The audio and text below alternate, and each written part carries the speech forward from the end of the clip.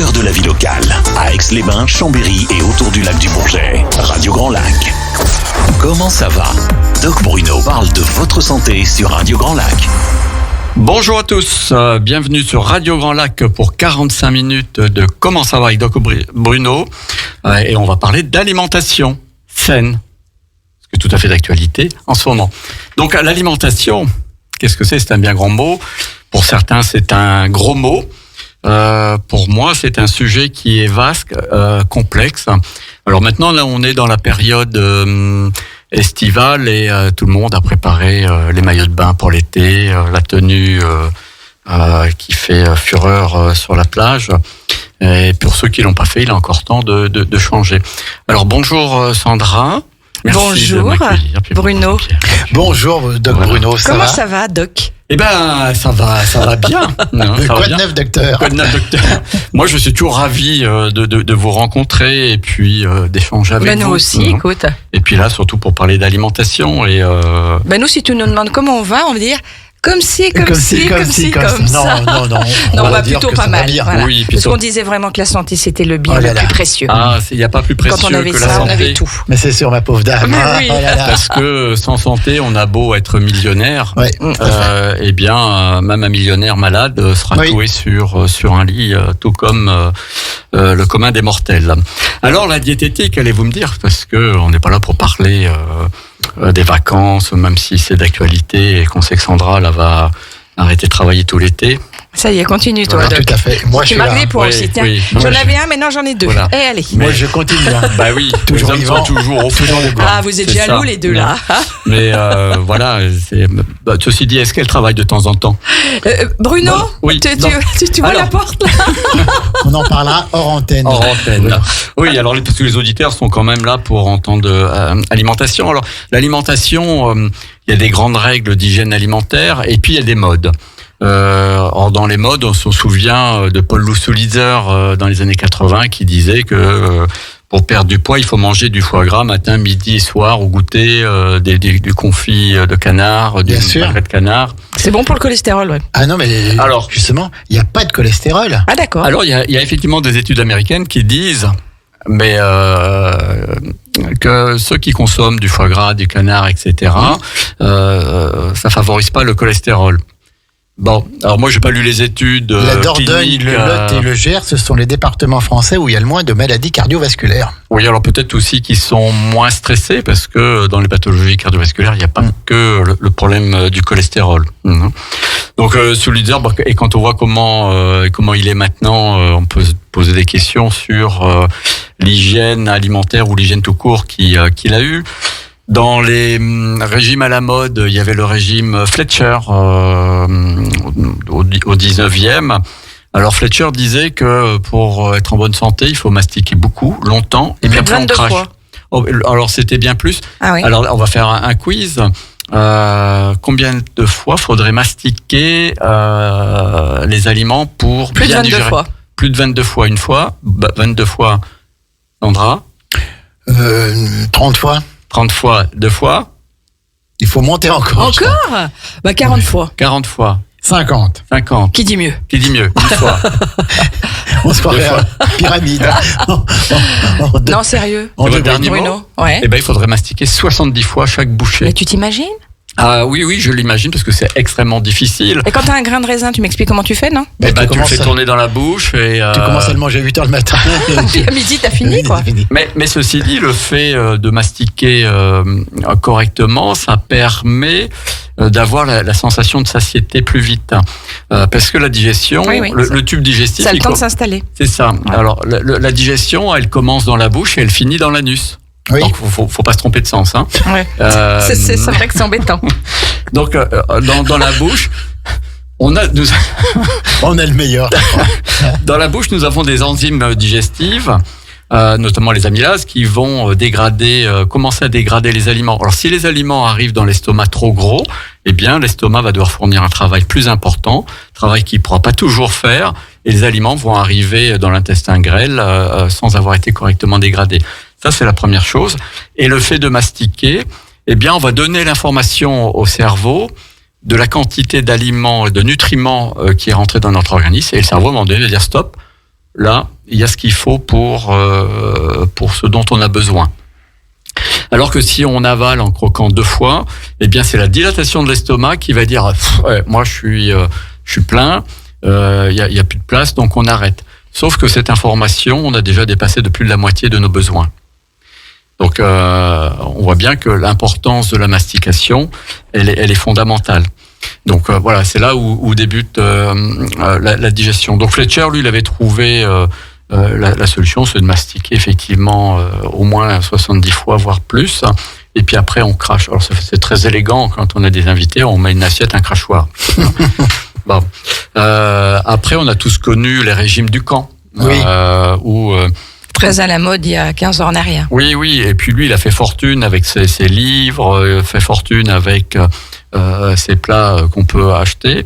Mais c'est une vraie catastrophe puisque ce sont plutôt des régimes hyperprotéinés. Or, nous ne sommes pas faits pour manger que des protéines. Nous avons besoin de tout un tas d'autres. C'est essentiellement pour nourrir le muscle, la protéine. Oui, et puis si on a trop de protéines, eh bien effectivement on va s'assécher. Les sportifs qui font de la musculation ou du bodybuilding, un peu comme Jean-Pierre et moi, on est bien sculptés, affûtés. Eh bien, nous on n'a pas de protéines. Faut pas être susceptible dans cette émission. Voilà, on mange beaucoup de protéines. Mais il paraît qu'on dit qu'il aime bien châtie bien. Voilà, mais voilà. Oui, mais tu sais bien que qu'on t'aime bien et que voilà. Donc les régimes hyperprotéinés, oui, ça va assécher les muscles. Quand on dit assécher, c'est-à-dire réduire la masse graisse et permettre de développer les muscles. Et si vous vous souvenez bien de l'émission du mois dernier, on a parlé d'équilibre acide-basique, mais par contre, la dégradation des protéines en acides aminés va faire qu'on va s'acidifier. Donc, d'un côté, on apporte des protéines, mais d'un autre, on va dégrader, quoi. Alors justement, commençons dans le vif du sujet, parce que je crois qu'on a à peu près 45 questions à te poser, oui, et que l'heure tourne. Est-ce que tu pourrais nous dire concrètement, Bruno, quelle est la définition d'une alimentation équilibrée pour toi ? Oui, alors équilibrée, alors je mettrai des mots, on va plutôt faire des définitions, parce que effectivement, équilibré, c'est plus important que de dire une alimentation saine. Parce que dans l'esprit des gens, une alimentation saine, et moi je l'ai vu quand j'avais mon cabinet en consultation, où les gens me disaient, non, c'est pas la peine de revoir l'alimentation, je mange bio. Alors, manger bio ne veut pas dire manger sainement ou manger équilibré. Parce que, il y a du whisky bio, il y a du vin bio, il y a de la charcuterie bio. Exactement. Et ça, c'est pas un gage. Moi, je préfère quelqu'un qui va manger équilibré en allant chercher des aliments chez le producteur local qui aura fait attention à son aliment, à l'alimentation de ses volailles par exemple, ou de ce qu'il aura mis dans ses cultures. Alors une alimentation saine, équilibrée, c'est une alimentation où on va quand même faire une large part aux fruits et légumes. Nous ne sommes pas 100% des carnivores. D'ailleurs, nos ancêtres étaient principalement des chasseurs-cueilleurs, mais principalement des cueilleurs, parce que le gibier, fallait l'attraper et c'était quelque chose un petit peu compliqué. Et puis, avant l'apparition du feu, le feu est apparu le mois dernier dans certaines régions. Mais il faut cuire la viande. Donc si elle n'est pas cuite, pour la digestion, c'est pas terrible. Et quand on nous dit qu'il faut manger 5 fruits et légumes, c'est une réalité. Alors, il faut varier les couleurs dans l'assiette. Il faut varier tout. Ouais. Bien évidemment, après, c'est une question d'éducation du goût, parce que il y a des aliments qu'on va aimer ou pas. Par exemple, il y a un régime que moi je ne pourrais pas suivre, c'est le régime pamplemousse, c'est-à-dire que on mange du pamplemousse toute la journée, rien d'autre. Matin, midi et soir. Matin, midi, soir, quand on a faim, c'est le régime pamplemousse. Il y a le régime saucisson. Voilà. Oui, c'est très bien. C'est le principe de la monodiète. Saucisson, c'est la vie. Hein. Alors, le saucisson, ou le pâté naf, qui est ça sent Bretagne. Ça sent Bretagne, les Bretons, le pâté naf. Mais voilà, par exemple, moi, je déteste le pamplemousse, sauf à y mettre une tonne de sucre dessus. Et il est évident que du coup, les bienfaits éventuels du pamplemousse s'envolent un peu, disparaissent même totalement. Ouais. Quoi, non donc 5 fruits et légumes, oui, parce qu'il faut inciter les personnes actuellement ont du mal à manger régulièrement des légumes, à manger des fruits parce que il faut les préparer. On aussi dans une société, alors ça évolue un petit peu. On a été comme dans une ère où on ouvre le frigo, on prend un truc, on le met dans le micro-ondes et ça doit être prêt facilement. C'est-à-dire qu'on cuisine plus, etc. On n'a plus bien le temps parfois. C'est vrai qu'on est un peu dans la course, dans l'urgence en permanence. Oui. Mais on a tous le temps de scroller des heures sur son attel. On a tous le temps d'écouter Radio Grand Lac. On peut cuisiner en écoutant Radio Grand Lac. Bien sûr. Mais c'est vrai que cuisiner, ça ne demande pas beaucoup de temps. Je veux dire, là, ça va être la période des courgettes. Éplucher une courgette, même si on ne l'épluche pas, parce qu'on sait que dans les fruits et légumes, la majorité des nutriments intéressants, c'est dans la peau. Et donc...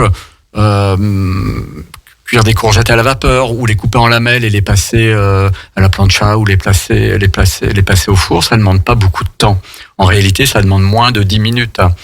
Donc, dans une journée, eh bien, il suffit de prévoir ces courses. Eh bien, en sortant du travail, on passe chez le primeur ou des endroits où il y a des paniers de légumes et puis on fait sa cuisine. Et ça c'est hyper rapide.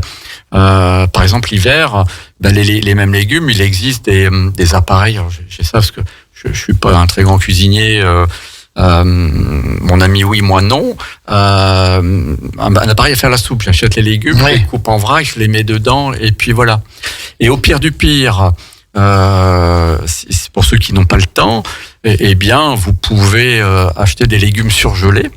Des légumes entiers, parce que là, dans la catégorie des aliments, dans la qualité des aliments, notamment des légumes, puisque c'est ce dont je parle, le top, c'est d'aller dans son jardin, de les cueillir et de les manger. Si on mange un légume qu'on vient de récolter dans les 20 minutes de sa cueillette, on a tout le potentiel nutritionnel du légume. Et puis plus le temps passe, plus il va s'oxyder, se dégrader. Bien, merci en tout cas pour tous ces bons conseils, cher Bruno. Donc, quels sont les avantages d'une alimentation justement riche en fruits et légumes ? Eh ben, c'est de faire de la prévention santé, parce que le but des fruits et légumes, c'est d'apporter des vitamines, des minéraux, d'apporter tous les nutriments dont on a besoin. Alors, on sait également que avec le temps, par exemple, les oranges, le taux de vitamine C des oranges, ces 30 dernières années, a pratiquement réduit de moitié, y compris dans le bio. Donc, ça amène aussi une question de la qualité des aliments. Je suis désolé, j'ai le chat dans la gorge. Voilà, heureusement, j'ai pas la litière. Donc voilà, ça c'est fondamental, et puis ça va apporter des fibres également. Et quel est le rôle de ces fibres ? Alors le rôle de ces fibres va permettre de faire progresser le bol alimentaire, parce que les fibres, elles vont ressortir avec les matières fécales, et ce sont elles qui vont permettre de faire caca régulièrement. Alors une autre question à 2 francs 6 sous, combien de fois par jour on doit aller à la selle ? 1 fois par jour. Ça dépend des personnes. Oui, bien sûr que ça dépend des personnes, mais globalement, il faut y aller au moins 1 fois par jour. Oui. Et puis je pense qu'on est assez bien réglé, en règle générale, toujours un peu au même moment, à la même heure. Oui. Voilà. Quand on a un transit qui fonctionne bien. Voilà. Eh bien, effectivement, le minimum, c'est 1 fois par jour. Et l'idéal, ça serait à chaque fois que l'on mange, on devrait aller à la selle dans la foulée. Un peu comme un bébé. On lui donne à manger. Hop, ou comme les animaux. Comme ils mangent, ils vont directement exonérer. La digestion, c'est ce qu'on appelle le péristaltisme, c'est que la progression du bol alimentaire, elle s'arrête pas. L'intestin dit hop, là c'est pause, il est 11h15, je fais une pause d'une demi-heure et puis je reviendrai tout à l'heure. Non, il continue en permanence, H24, et il travaille. Donc si on lui apporte, on va stimuler un peu plus ce péristaltisme et on doit aller à la selle globalement. Mais on a des gens, j'en ai vu qui me disent non. Je suis pas constipé, je fais 1 fois par semaine. Bon, oui, alors, ça doit être un peu, comment dirais-je, pas glamour. Mais voilà, donc les fibres ont ce rôle-là. Et pour aller à la selle régulièrement, n'oublions pas aussi l'eau, parce que il faut boire. L'eau fait partie de l'alimentation. Surtout l'eau ferrigineuse. L'eau ferrigineuse. Voilà. À peu près 1,5 litre par jour. Et je posais la question à Sandra. Quelle eau est la meilleure pour la santé ? Bah écoute, alors ça, c'est une bonne question. Parce qu'il y a des eaux que les femmes préfèrent, des eaux que les femmes préfèrent plus que les hommes. Ah bon? Mon contrat minceur. Ah ouais, le Contrex, là. Voilà. Cavaler bien, cavaler vite. Voilà. Alors, la Contrex, eh bien, elle va pas vous faire perdre de poids. C'est pas ma préférée. Hein. Oui, puis déjà au goût, elle a un goût particulier. Après, les goûts, c'est comme les vins. Entre un Bourgogne et un Bordeaux, ça se discute pas. Mais moi, je bois les eaux d'Aix-les-Bains. Parfait. Voilà. C'est la meilleure des eaux. L'OMS dit, l'Organisation mondiale de la santé, dit qu'une eau, pour être bonne pour la santé, elle doit contenir au maximum 150 mg de résidus à sec par litre. Donc, quand vous achetez votre bouteille d'eau, regardez le taux de résidus à sec. Et la Contrex, aux alentours, si mes mémoires défaillent pas trop, aux alentours de 2800 mg par litre. Ça veut dire que cette eau, elle va effectivement augmenter la durée, c'est qu'elle va faire perdre de l'eau. Parce que le but de l'eau, c'est quoi? C'est par phénomène d'osmose, elle va attirer les toxines de notre organisme et on va les éliminer par voie glomérulaire. Sauf que si l'eau, elle est déjà pleine de minéraux et que tous les minéraux, globalement les minéraux des eaux sont peu ou pas assimilables, donc du coup, les reins vont se mettre à travailler. Donc on va fatiguer les reins, c'est tout ce qu'on va gagner. Donc si vous vouliez perdre du poids avec de l'eau, on oublie. C'est pas la recette miracle. Donc il faut boire des eaux basiques, oui, comme l'eau d'Aix-les-Bains ou d'autres eaux qui sont d'excellente qualité. Merci Bruno. Un petit mot sur la consommation excessive de sucre et de sel. On sait que les excès ne sont pas bons, mais on peut quand même mettre un peu de sel et un petit peu de sucre. Tout en étant... Là aussi, ça dépend des personnes. Alors, non. Non. Il y a des personnes qui mettent. Je pense que le sucre, c'est vraiment pas top. Oui, puis tu as des personnes qui salent avant même d'avoir goûté. Oui, j'en connais. Exactement. Des noms. Des noms. Ah, non, on ne dénonce personne. J'en connais, Oui. Suivez mon regard, c'est ça. Non, pas forcément. Pas forcément. Ouais, non. Peut-être pas celui-ci auquel je pensais. D'accord. Donc, le sucre, c'est un vrai fléau. Oui. J'en profite pour faire une parenthèse. Alors, je sais pas, vous savez que je viens de finir un Master 2 à l'IAE d'Annecy en MAE, et je sais que Anastasia, qui probablement m'écoute, consomme énormément de sucre, et c'est vrai que... Et on l'embrasse en tout cas. Et on l'embrasse parce qu'elle est vraiment charmante, elle est en Suisse, et c'est une grande consommatrice de sucre, et j'en parlais régulièrement dans les cours, mais le sucre, c'est un vrai fléau pour différentes raisons. D'une part, parce que pendant des années, on nous a dit à vos patients, il faut leur faire la chasse au gras, et puis le sucre, voilà, on en mettait un peu... on n'avait pas grand-chose à faire. Sauf que le sucre, si on mange trop de sucre, ça va se transformer en graisse, parce qu'à un moment donné, l'organisme, il peut pas. Et puis, si on mange trop de sucre, eh bien, on va dérégler notre système digestif. Le sucre est appétant. Le sucre appelle le sucre. C'est-à-dire que si on commence à mettre le doigt dans des M&M's, par exemple, parce que j'ai fait cette expérience cette une addiction, le sucre. C'est une forme d'addiction psycho-émotionnelle, physique, même si ça rentre pas dans le même mécanisme que les drogues. Mais c'est une véritable addiction, et le sucre appelle le sucre, et donc on favorise, on favorise le diabète de type 2, parce que on fait bien la différence entre le diabète 1 qui est génétique et qui est une maladie où les personnes sont obligées de se réguler à l'injection d'insuline, mais on se prédispose avec une surconsommation de sucre à un diabète de type 2. Et la surconsommation de sucre va aussi acidifier l'organisme. Et la fabrication du sucre aussi est fort intéressant de s'y pencher. Alors je ne sais pas si vous avez eu l'occasion de visiter l'un et l'autre une usine de sucre, fabrication de sucre de betterave? Non. Alors ça fait peur. Moi j'ai eu l'occasion, et je pense que la personne qui me l'a fait visiter, c'était à Saran dans le Loiret. À côté d'Orléans. À côté d'Orléans, à regretter assez rapidement de m'avoir invité, puisque j'ai posé des questions qui dérangeaient. C'est-à-dire que le sucre, ce sont des betteraves. Elles arrivent, elles sont lavées, puis la mélasse, elle est noire. Noire un peu là, comme les micros. Et puis cette mélasse, elle va dans des turbines dans lequel alors je parle de ça, je l'ai visité il y a à peu près 25 ans. Les turbines étaient reliées à des fûts avec des têtes de mort. Alors je lui demande c'est quoi, il me dit rien, c'est pour laver la mélasse. Donc ça tourne un certain temps, j'ai plus les délais, mais la mélasse elle sort blanche comme neige. Il n'y a pas besoin d'avoir fait 30 ans de chimie pour imaginer que c'est un solvant qui a transformé cette mélasse noire en mélasse blanche. Donc après, il me dit oui, mais c'est rincé, c'est nettoyé, patati patata.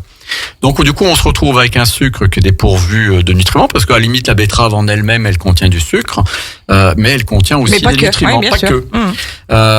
Mais donc là, on se retrouve avec un sucre raffiné, oui.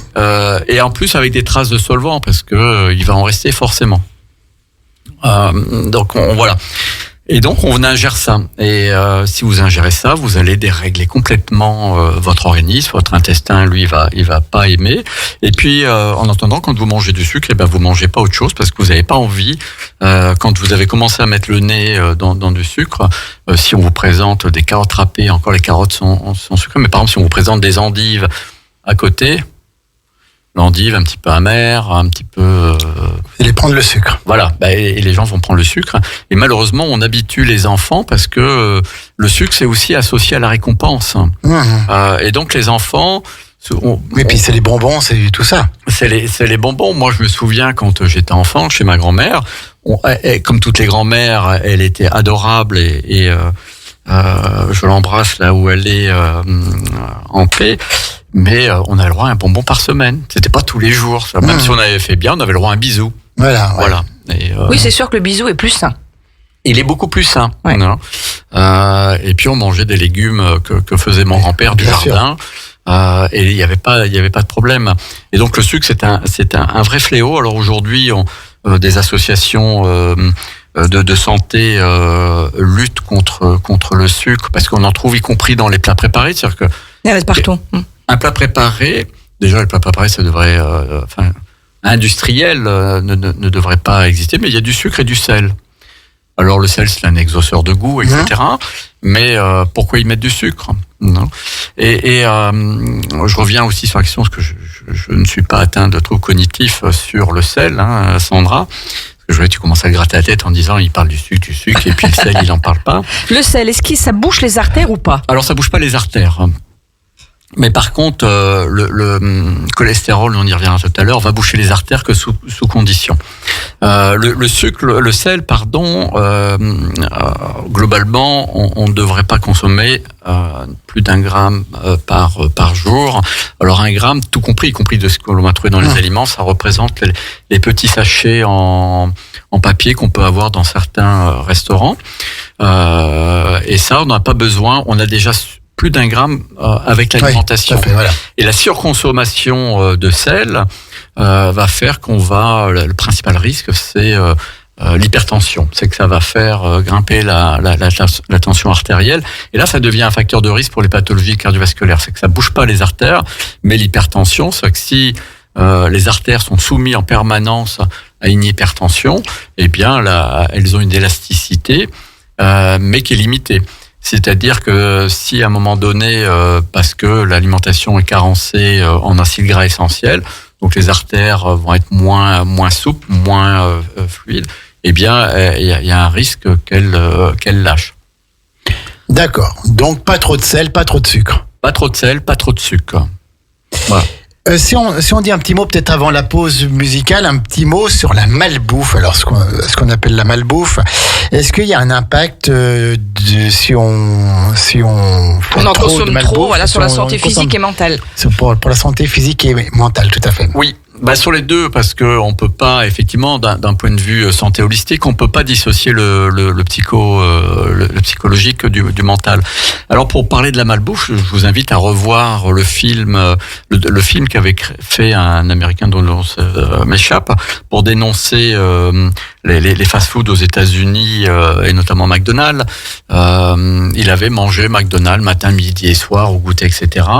Et alors que tous les bilans santé qu'il avait fait avant étaient bons, pas de cholestérol, pas de glycémie, etc. Et après 30 jours, il avait pris je ne sais plus combien de kilos. Et il avait du cholestérol, il avait... Donc, bien évidemment... Parce qu'il en mangeait matin, midi et soir, mais si on en mange qu'une fois par jour. C'est déjà de trop, parce que ce sont des aliments qui sont carencés en aliments essentiels. C'est-à-dire qu'il n'y a plus... tout est frit, tout est surgelé, industriel. Gras.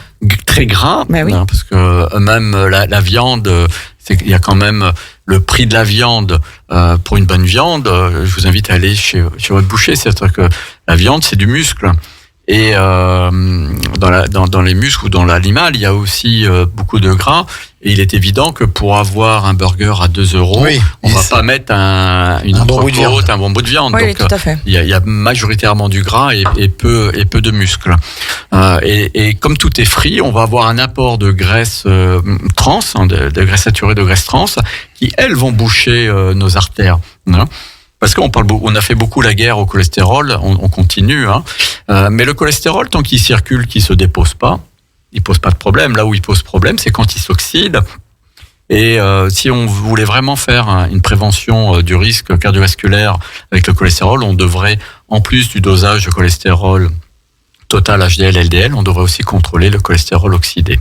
Parce qu'on peut avoir un cholestérol très haut et puis pas de dépôt. Et la différence entre le cholestérol et les triglycérides? Alors les triglycérides, ça va être un indicateur du fait que l'on mange trop riche en général. C'est pas uniquement le gras, mais c'est le fait que notre mode de vie ou notre mode alimentaire est trop riche en général. Pas que de gras, mais alors si on a le cholestérol et les triglycérides et les gamma-GT, là, on a un peu le tiercé gagnant sur...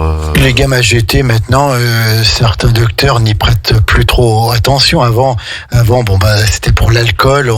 Oui. Mais maintenant, il y a des gens qui ne consomment pas d'alcool et qui ont les gamma GT très hauts. Donc, on pourrait penser que tout ça, on peut le fabriquer. Que ça soit du cholestérol ou même des triglycérides. Est-ce qu'on peut le fabriquer? C'est pas on peut. Sans pour autant consommer des choses qui sont pas bonnes. Oui. Alors, on le fabrique et on est très fort pour se fabriquer, parce que le cholestérol, il y a ce qu'on appelle le cholestérol exogène, c'est ce que l'on mange, c'est les graisses que l'on va manger, et puis le cholestérol endogène, et la majorité du cholestérol est le cholestérol endogène, c'est-à-dire que c'est notre foie qui le fabrique, parce que on pourrait pas vivre avec un cholestérol égal à 0. Oui. Nos hormones thyroïdiennes, par exemple, sans cholestérol, ne fonctionneraient pas. La transformation en vitamine D, on n'en aurait pas. Donc on a besoin d'un minima de cholestérol. Mais le cholestérol, on en fabrique et notre foie va en fabriquer plus quand on va être stressé, par exemple. Alors, qu'est-ce qu'il faut faire justement quand on le fabrique et que ce n'est pas essentiellement dû à une alimentation qui n'est pas correcte ou autre? Quand on le fabrique, on fait comment pour le faire baisser? Eh bien, on écoute Radio Grand Lac. Parce que il faut travailler principalement sur le stress, parce que c'est vraiment un facteur important. Et d'ailleurs, dans la symbolique des pathologies, le cholestérol est lié au colère stérile. C'est-à-dire qu'on va retrouver, et c'est quelque chose qu'on voit assez facilement, parce que étonnamment, on peut faire des bilans sanguins chez des gens qui sont plutôt en obésité et qui n'ont pas de cholestérol. Et qui n'ont pas de cholestérol, pas de triglycérides, pas de glycémie, alors qu'ils mangent comme des cochons. Oui. Mais ils pètent un boulard toutes les 5 minutes, ils gueulent. Quand ils ont un truc qui leur arrive, ça leur plaît pas, ils gardent pas pour eux. Et à côté de ça, on peut avoir quelqu'un qui mange des fruits et légumes, qui a un régime très strict, tout à fait. et avec un taux de cholestérol, une vie saine, qui a un taux de cholestérol élevé. Mais simplement parce que il encaisse. On lui fait une remarque, il dit on lui marche sur le pied droit, il dit merci. On lui marche sur le pied gauche, il dit merci. Et puis on lui contrôle, il a un cholestérol qui est fort. Ah oui, d'accord, ça je sais pas. Et donc il vaut mieux péter un coup de gueule quand on en a envie. Oui, alors on peut... encore donné une bonne idée là. Avec modération. Oui, bien entendu. Avec modération. Mais il faut dire les choses quand on a à les dire au fur et à mesure, plutôt que la coupe soit pleine et que... Oui, et on peut dire les choses sans exploser. La colère, elle peut être exprimée sans casser tout, sans aller faire des dénonciations calomnieuses à droite à gauche, on dit je suis pas d'accord avec ce que tu viens de dire pour telle et telle raison. Oui. On a le droit de pas être d'accord. Bon, après, on colle une tarte, on colle pas. Ça, c'est autre chose. Un bon coup de pelle, là, non? Oui. Des fois, ça arrange les choses. Oui, ça remet les idées en place. Non, mais je pense à certains. Tu penses à certains. Oui. Moi aussi, mais Moi, je pense que tout le monde pense à certaines personnes. Oui. Moi, j'en ai une ou deux là en vue. Oui. Oui. Moi Qui aussi. appelle Facebook. Hein. Voilà. J'ai bien compris. Hein. Allez, les amis, on se fait une petite pause. Bon, Jean-Pierre, tu n'as pas une vie facile. Non, c'est pas simple. Non, mais c'est pas moi. On se retrouve. Je sais bien que c'est pas toi parce que il règne ici une harmonie. Allez, et de on l'amour. fait une pause dans cet exposé brillant de Bruno. Comment ça va? On parle du grand thème de l'alimentation, de ses conséquences sur la santé. Et on revient après une pause musicale. Je ne demanderai pas à Sandra ce que c'est parce qu'elle va pas nous le dire. Tout à fait. Au cœur de la vie locale, à Aix-les-Bains, Chambéry et autour du lac du Bourget. Radio Grand Lac. Comment ça va? Doc Bruno parle de votre santé sur Radio Grand Lac. Merci Sandra pour cette plage musicale vraiment extraordinaire. Et puis on va reprendre avec l'alimentation. Et puis peut-être. On parlait un petit peu des régimes en début d'émission, un petit peu en particulier. Oui. Et tu voulais revenir un petit peu sur le régime intermittent qui est à la mode quand même. Faut le reconnaître en ce moment. C'est très à la mode depuis un an et demi. Et d'ailleurs des coachs en alimentation intermittente chez les sportifs, les non sportifs, c'est très à la mode. Mais il y a quand même quelques précautions à prendre. Avant d'aller sur le régime intermittent, un régime aussi qui m'a pas mal interpellé, c'était le régime sur les groupes sanguins. Ah d'accord. Alors crétois, on en reparlera aussi tout à l'heure. Mais le régime d'Adamo, c'était tu es de tel groupe sanguin, tu manges ça. Au plus, d'accord, voilà. ok. Bon, c'est vrai que c'est très américain. On met les gens dans des cases et puis mais on se soucie pas parce que tous ceux qui sont du groupe A ont pas la même morphologie, ont pas les mêmes besoins. Donc, mais on en parle un peu moins. Et là, c'est vraiment la mode, c'est le régime intermittent. Alors, c'est quoi le régime intermittent? C'est la définition même de ce régime qui peut avoir des intérêts. On mange sur une période de 8 heures et sur les 16 heures qui restent, on ne mange plus. On se met au repos. On met l'organisme au repos. Ouais. Alors, ça peut être intéressant, mais ponctuellement, c'est-à-dire que si on a besoin d'éliminer, on a fait des excès, globalement, à partir du moment où on a fait des excès, c'est bien de jeûner sur la journée qui suit. Mais à partir du moment où on met les 16 heures au repos, on peut pas boire non plus. Alors, pendant les 16 heures. Si, on boit, oui. et il faut, parce que c'est justement quelquebfois des erreurs que je vois sur les réseaux sociaux, c'est que pendant ces heures, je rembobine, ces 16 heures-là, on ne boit pas, on ne mange pas. Sauf que l'organisme, du coup, on va le mettre en stress. Et là, on va oxyder notre organisme du stress, on appelle le stress oxydatif. Ouais. On va l'oxyder important. Et le risque, s'il n'est pas bien accompagné, parce que c'est comme les jeunes, on en voit encore, pas qu'intermittent, mais les jeunes stricts. Et j'ai eu le cas, moi, avec des patients qui ont travaillé toute la semaine, mangeaient normalement, c'est-à-dire des gras, du sucre toute la semaine. Puis le vendredi soir, décident pour le week-end, parce qu'ils ont payé un stage 700 € pour pas manger, un jeune. Donc ils font du sport de manière plus ou moins excessive. Ils ont payé entre 700 et 1000 € pour 2 jours pour pas manger, quoi. Et là, l'organisme, on l'agresse parce que on lui demande de changer de régime subitement. Et le régime intermittent, ce qu'il faut y faire attention, si on l'a pas bien préparé, s'il est pas bien accompagné, c'est d'avoir des pulsions alimentaires. Oui. Et à un moment donné, dans cette tranche de 16 heures, ces pulsions, et parce que l'alimentation est aussi très reliée à l'affectif. Et si on est stressé, si on a des contrariétés, et si on a un tant soit peu une relation à l'alimentation qui est compliquée, c'est de sauter sur des catégories d'aliments. Et généralement, quand on a des pulsions alimentaires, c'est rarement sur des haricots verts. Et donc là, on va avoir l'effet inverse, c'est qu'en voulant faire quelque chose d'intéressant, eh bien, on va au contraire dégrader son organisme. Ça, c'est la première chose, c'est de faire attention à ça. Et si l'on veut faire un régime, un jeûne intermittent, eh bien, c'est bien d'essayer de caler cette période de 16 heures au maximum sur une période de sommeil. Parce que qui d'ordine, vous connaissez tous les deux cette expression. Oui, ça vient des relais de diligence aux États-Unis. Voilà. Il n'y a rien à voir avec la santé. Rien à voir avec la santé et rien à voir avec le fait que si on dort, on mange. Non, c'était effectivement si l'on voulait dormir dans les relais, il fallait manger à l'auberge pour dormir. Donc, pour dormir, oui. Et donc, quand on dort, eh bien, c'est déjà, si on dort une 10 heures, eh bien, il reste plus que 6 heures à gérer. Et donc, ces 6 heures-là, eh bien, on peut les répartir, par exemple, le matin au réveil et puis avant d'aller se coucher. C'est-à-dire qu'on se lève et puis pendant 3 heures, on va faire de la méditation, on va aller marcher un petit peu, on se lève, on prend une tisane, une boisson, et puis une boisson de type d'eau, pas une boisson qui va nécessiter de la digestion, pas de jus de légumes, pas de jus de fruits, une tisane, un café sans sucre, des choses comme ça. Et puis, 3 heures après, on prend sa première prise alimentaire. Et puis après, dans les 8 heures, on va être vigilant à apporter les nutriments dont on a besoin. Donc, qu'est-ce qu'on a besoin ? On a besoin de glucides, on a besoin de protéines, on a besoin de minéraux, on a besoin de fibres, on a besoin de tout ça. Et puis, eh bien, on boit dans la journée. Et le jeûne intermittent, le principal risque, c'est quand même les pulsions alimentaires, et c'est quelque chose qui n'est absolument pas adapté aux personnes, ce qu'on appelle les TCA, les personnes qui sont soumises à des troubles du comportement alimentaire. C'est-à-dire que les personnes qui sont concernées par l'anorexie ou la boulimie ne doivent absolument pas faire de jeûne intermittent.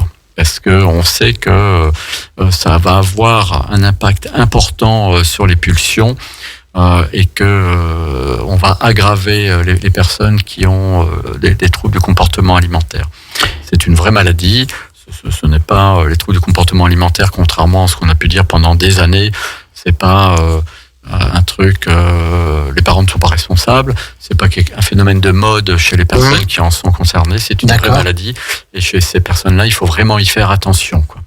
Donc tu conseilles ou pas vraiment le jeûne intermittent si toutes les conditions sont réunies? Alors si tous les voyants sont au vert, qu'il y a un bon accompagnement et que ça se met progressivement en place, bien sûr que ça peut être intéressant. Alors justement, pourquoi ? Parce que l'organisme, globalement, on le sollicite trop et globalement, on mange trop. Non, le repas le plus important, et on le sait depuis des années, les médecins de famille le disaient, si t'es malade, tu jeûnes. Ouais, et c'était du bon sens. Tout à fait. Et non pas, si t'es malade, mange pour être en forme. Non, parce que l'organisme peut pas gérer une maladie et gérer de la digestion. Donc le repas le plus important, c'est effectivement le petit déjeuner.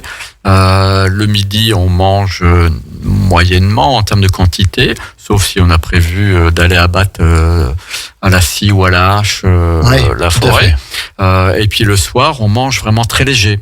Le repas du soir, sauf si on va swinger de la fesse en Corse, comme certaines personnes là qui partent en vacances prochainement et qui vont swinger probablement de la fesse toute la nuit. Et bien là, oui, on va éliminer. Mais le soir, si on va au lit, a priori, on n'a pas besoin. Il faudrait que ça soit le repas le plus light. Le soir, ça doit être très light, c'est-à-dire le soir, ça ne devrait être constitué que de légumes crus ou cuits, et puis voilà. Des protéines, on est dans une société, alors ça réduit un petit peu, mais on est dans une société où on mange trop de protéines. Après-guerre, on s'est dit, on a beaucoup manqué, donc il faut manger des protéines, donc on doit manger son morceau de viande midi et soir. Alors, en dehors du jeûne intermittent que tu as bien développé, Bruno, il y a une autre chose qui est à la mode aujourd'hui un petit peu dans l'alimentation, c'est le régime entre guillemets végétarien, flexitarien, vegan et autres. Qu'est-ce que tu en penses ? Oui, alors des régimes abrutiriens, il y a différents régimes. Alors après, ce qu'il faut voir, c'est pourquoi les gens qui sont végétariens ou véganes le font, si c'est pour des raisons culturelles ou si c'est pour des raisons éthiques. Il y a aucun souci, bien au contraire. Moi, j'ai pas de jugement de valeur sur les gens qui décident d'être végétariens. Ce qui est important pour ces personnes qui décident d'être végétariens ou véganes, c'est que ces personnes-là soient vigilantes à pas être carencées. Parce que vegan ou végétarien ne veut pas dire, du coup, je ne mange plus que des fruits et des légumes et je me soucie pas des apports nutritionnels. D'accord. C'est là où rentrent peut-être en jeu les compléments alimentaires pour le coup. Absolument. Et chez les véganes, il est capital de prendre des compléments alimentaires, notamment des compléments alimentaires des vitamines du groupe B, parce que elles sont présentes principalement, pour pas dire essentiellement, dans les produits animaux. Et donc une personne qui est végane va être carencée, et une carence en vitamines du groupe B va avoir une incidence négative sur la santé. Donc ces personnes-là, notamment la B12. Voilà, et B12, B9 et toutes les vitamines. Oh Sandra, tu es bien. Là, ça m'intéresse. Tu me mets des frayeurs parce que du coup, faut que je sois au niveau. Je vais réviser un peu plus les prochaines fois. Non, oui, effectivement, et ça a des carences, et les carences en B9. Et donc du coup, les gens qui sont végétariens ou véganes vont aussi avoir des carences en fer parce que on a deux types de fer, le fer héminique et le fer non héminique. Le fer non héminique est issu des végétaux et il est moins bien assimilé, il y en a moins que dans les produits animaux, donc il va falloir être vigilant et en plus sans les vitamines du groupe B, en plus on va moins bien l'assimiler. Et la différence entre le fer et la ferritine, c'est quoi ? Alors la ferritine, c'est un indicateur c'est un transporteur, si on devait prendre une image du fer. Donc c'est vraiment l'indicateur du fait que est-ce qu'on a du fer ou pas. Et donc si la ferritine est basse, effectivement, c'est qu'on va être carencé. Alors, il y a 50 ans, il est vrai, alors je ne sais pas si vous vous souvenez, les médecins de famille, il y a 50, 60 ans, peut-être un petit peu après-guerre, pour les carences, qu'est-ce qu'ils conseillaient ? Je ne sais pas. Eh ben, le matin, il fallait boire un verre de sang de bœuf. Voilà. Bon. Samedi moyen. Samedi, alors non, on est mercredi, Sandra. D'accord. Mais c'est bien ce que je dis, j'en avais un, j'en ai trouvé un deuxième. Oui. 1 point for me. Oui, donc c'est moyen. Il y a d'autres manières parce que on trouve du fer pour les végétariens et les véganes. On va trouver dans les légumineuses du fer, dans les lentilles entre autres. Alors les épinards, il y a que Popeye qui a. Oui, tout à fait. Ça c'est une légende. C'est une légende. Simplement, alors la légende qui est un fait historique, c'est que il y a à un moment donné, celui qui a recopié les analyses a mis a déplacé la virgule du mauvais côté. Donc un régime végétarien pour ne pas avoir ce qu'on appelle un facteur limitant. Alors, le facteur limitant, c'est que les groupes de nutriments vont permettre une assimilation. Un va permettre l'assimilation de l'autre, etc. Et si on veut un régime équilibré, et on le voit dans les cultures, dans les régimes ancestraux, il faut un légume, ce qu'on appelait un légume vert. Bon, pas forcément lié à la couleur, mais ça parle un peu à tous les gens. Une légumineuse, lentilles, pois chiches, etc. Et puis un féculent, une céréale. Et je prendrai l'exemple d'un plat qui est très bien équilibré, c'est le couscous. Si on enlève la viande, la semoule couscous, les légumes et les pois chiches suffisent à eux-mêmes pour avoir tous les nutriments. Avec une merguez et puis un petit peu de mouton, c'est quand même encore meilleur. Oui, on va pas se mentir. Avec sarpimonie. Avec sarpimonie. Alors, souvent, moi, quand je vais manger au restaurant un couscous, sarpimonie, il est pas là. Mais c'est comme modération, ils sont foutus le camp. Oui, ils sont foutus le camp. Donc, mais voilà, et pourquoi pas y boire un petit verre de vin rouge de qualité. Bien sûr. Parce que ça contient des polyphénols qui sont intéressants. Alors, pour la santé. Justement, est-ce que le fait, et bien sûr, l'abus d'alcool est dangereux pour la santé, mais le fait de boire un verre de vin rouge, de bon rouge, à chaque repas ou une fois par jour, est-ce que c'est bon ou c'est pas bon ? Alors bien sûr, on évite les cas de maladies du foie et tout et tout. Oui. Ma réponse, ça va être un petit peu mitigée, puisque la définition même de l'alcoolisme, c'est à partir du moment où on ne peut pas se passer d'un verre, même un verre par jour. Donc, boire, c'est pas l'alcoolisme, ce n'est pas lié à la quantité ou le fait d'être à rouler par terre. C'est le fait d'être devant un verre d'alcool, quel qu'il soit, et de ne pas pouvoir s'empêcher de le boire. Donc, si boire un verre de vin de bonne qualité, alors on part pas d'un torboyau Bien sûr. Qui va faire des pas de la piquette, quoi. Pas de la piquette. mais un bon Nuit Saint-Georges, par exemple. Bon Saint-Joseph, là. Voilà, ça fera pas de mal, un verre par jour. Hein. Je prendrai l'exemple de Jeanne Calment, quand même, oui, qui buvait son Porto tous les soirs. Tous les soirs. La question est, est-ce que si ce soir je prends pas mon verre de vin rouge, dans quel état je suis ? Si je suis là toute la soirée à penser à mon verre de vin rouge que j'ai pas bu, etc., on a un problème. Si effectivement tu te dis ce soir non, j'en prends pas, il y a pas de problème. Et là il y a pas de problème à partir du moment où j'en bois régulièrement pour le côté agréable. Alors faire attention à pas se cacher derrière le côté festif. Moi par exemple j'ai connu un chef d'entreprise qui lui me disait je bois une bouteille de rouge par jour mais je suis pas alcoolique, c'est parce que je suis stressé et ça me détend.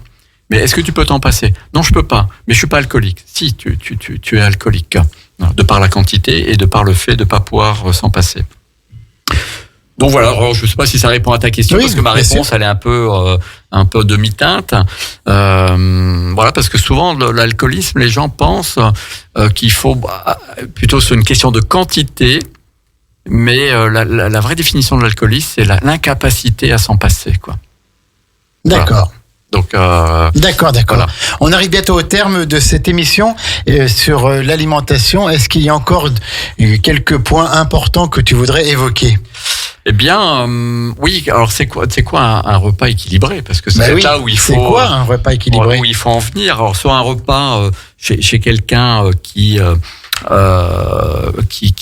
n'a pas de régime particulier, hein, les végétariens et les véganes, on a compris, hein, légumes, légumineuses, céréales. Mais un régime équilibré, c'est quoi ? Le matin, on devrait manger c'est là où on va, parce qu'on va rentrer la chronobiologie. Le matin, c'est là où on va plutôt manger les acides gras, les graisses, notamment les oméga 3, hein, qui sont importants. Et il est important de se supplémenter en oméga 3. Tout le temps.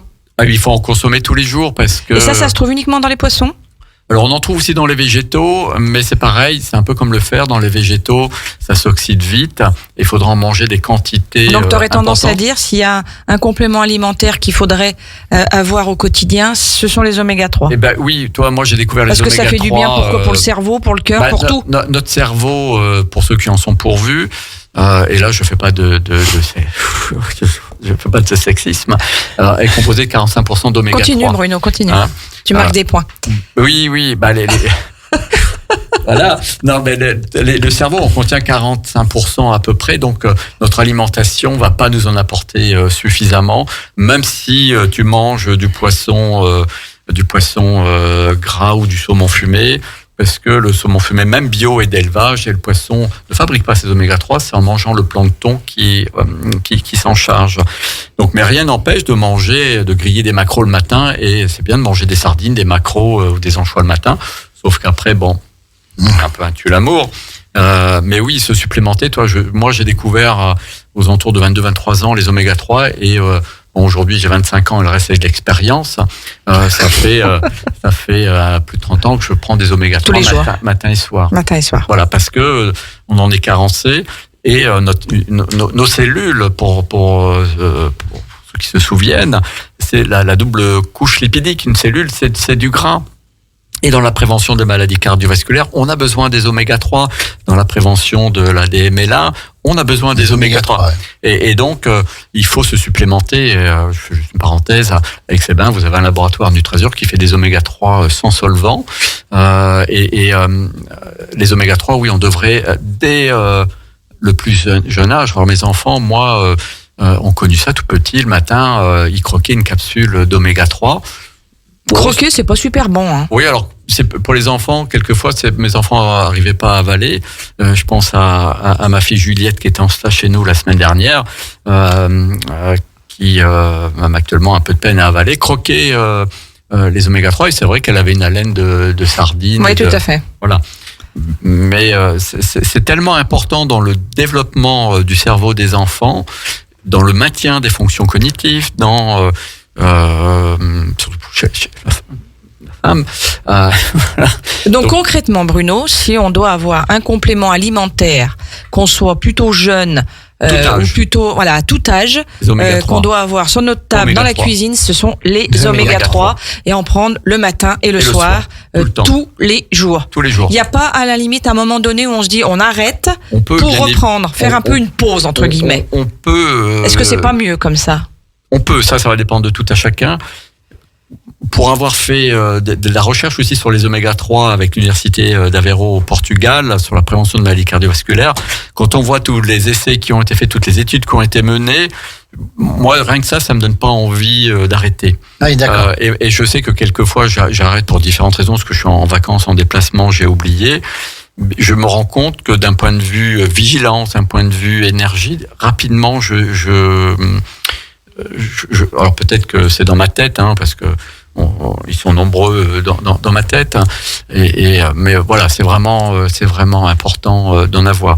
Donc le matin, du gras, théoriquement des protéines, donc ça peut être des œufs, le jaune pas cuit pour profiter du jambon du jambon, comme font les anglo-saxons. mais bien sûr. Donc en fait finalement c'est plutôt eux qui ont raison parce que nous Oui, on aurait oui. plutôt tendance à manger une fois de plus du sucre le matin. Mais c'est pas un peu, on mange que du sucre. Oui, que du sucre. Des viennoiseries, la confiture. Donc on a tout faux quoi. On a un peu tout faux sur la ligne. Et la traditionnelle tartine de beurre le matin, c'est bien, pas bien? Alors le beurre, c'est intéressant. La tartine, le pain.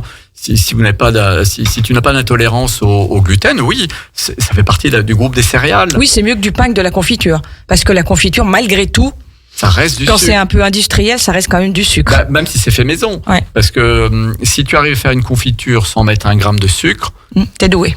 Que le je fais fruit la du sucre. prochaine émission tout nu. Que le sucre du fruit, pardon. Voilà, il y a que le fructose, mais la confiture, ça va être un jus de fruits. Ça va pas être une confiture, parce que la confiture, c'est quelque chose qui est solide. Donc, une confiture avec 0 sucre. Donc oubliez aussi le jus d'orange le matin. Surtout Parce le que jus c'est là d'orange, aussi c'est bourré de sucre.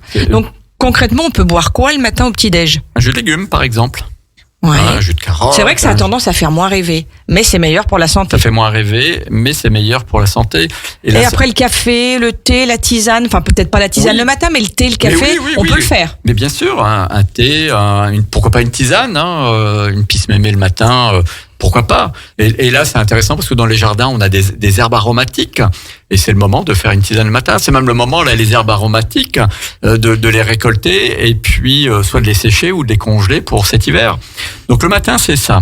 Et le midi, c'est quoi? Le midi, c'est un légume vert cru ou cuit ou cuit. Donc ça peut être un verre de jus de légumes si on n'a pas le temps de râper des carottes. Ça peut être après une protéine. Chacun prendra ce qu'il voudra, des œufs, du fromage, de chèvre, brebis. Ça peut être de la viande, de la volaille. Et puis un féculent. C'est-à-dire que globalement, c'est 3/4 de légumes verts pour 1/4 de féculents. D'accord. Dans l'assiette. Et le soir, ce ne sont que des légumes. Et on mange pas de protéines puisqu'on on a mangé des sardines le matin, on a mangé le midi. Et le soir, c'est vraiment très light. Il est 11h58, on va donc aller manger nos légumes et puis on va s'arrêter là. Est-ce que finalement, le mieux, c'est pas de manger de tout, mais avec modération?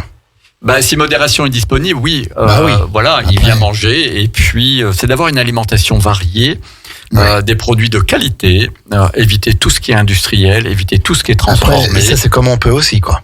Oui, c'est comme on peut, bien évidemment, quand on Il y a a la une théorie vie, puis il y a la pratique. C'est ça. Alors concrètement, on peut aussi s'autoriser quelques écarts parce que Mais bon bien voilà, sûr, et à il faut. à l'approche des vacances, on a tendance un petit peu à être un peu moins vigilant, Mais il un faut. peu moins dans l'attention de ce qu'on peut manger au quotidien tous les jours. Bien sûr, Donc on faites-vous peut faire des plaisir. écarts, on peut se faire plaisir, mais voilà, après Cher- retour voilà, ce que retour à quelque chose C'est de ça. plus C'est ce pondéré que quoi. Le message à faire passer aux auditeurs qui nous écoutent, c'est effectivement, il faut prendre du plaisir. Bien sûr. Et les vacances, il faut prendre du plaisir parce que si pendant les vacances on continue à se mettre la rate au courbouillon en disant comment ça va. Là on est à nouveau stressé, puis on fait monter le cholestérol. Et voilà, et c'est ce que je disais tout à l'heure, la santé, c'est physique et psychologique. Et si on se malmène psychologiquement, c'est les vacances. On profite. Les vacances, ça dure pas 6 mois de l'année. Non. Donc c'est 15 jours, 3 semaines. Le reste de l'année, si on a une bonne hygiène alimentaire, l'organisme il va gérer. Super, merci Bruno. Doc Merci Bruno à pour toutes tous ces les infos. deux. C'est Je vous souhaite à exposé sur tous. l'alimentation. La prochaine Bonnes thématique, bien sûr des bonnes vacances. Et la prochaine thématique, ça sera quoi, Doc Bruno? On a envie de savoir. Alors, la prochaine thématique, c'est comme ta musique, c'est Top Secret. Ah, tu Voilà. veux même pas nous faire une petite confidence? Alors, j'ai plusieurs thèmes. Je vais lui mettre le couteau sur la gorge. Donc, Elle l'a fait, deux thèmes. Maxime, La on arrive. prévention des accidents domestiques. Et donc là, j'inviterai, j'attends encore sa réponse, un médecin du CHAL, médecin urgentiste, ancien médecin généraliste et qui est maintenant urgentiste et qui est aussi passionné de phyto, etc. Ou les addictions d'une manière plus générale. Très bien, Merci Bruno. On va poursuivre les mercredis du bien-être juste après le flash info de Maxime. On est un petit peu en retard. 12h15, c'est Joe avec le jeu du mouvement pour retrouver la santé physique et morale et mentale à partir des simples gestes du quotidien. Et puis à 13h, c'est notre belle Anaïs Avec Destination Bien-être. Cette émission qui est devenue culte à Radio Grand Lac. Avec le soutien d'Aix-les-Bains, Riviera des Alpes. Bon appétit à toutes et à tous. Bye bye, et bonnes Bruno. vacances, Bye Bruno. bye. Et puis bonnes vacances. Et puis à la rentrée. tous Ciao, et à ciao, mois de bye septembre. bye.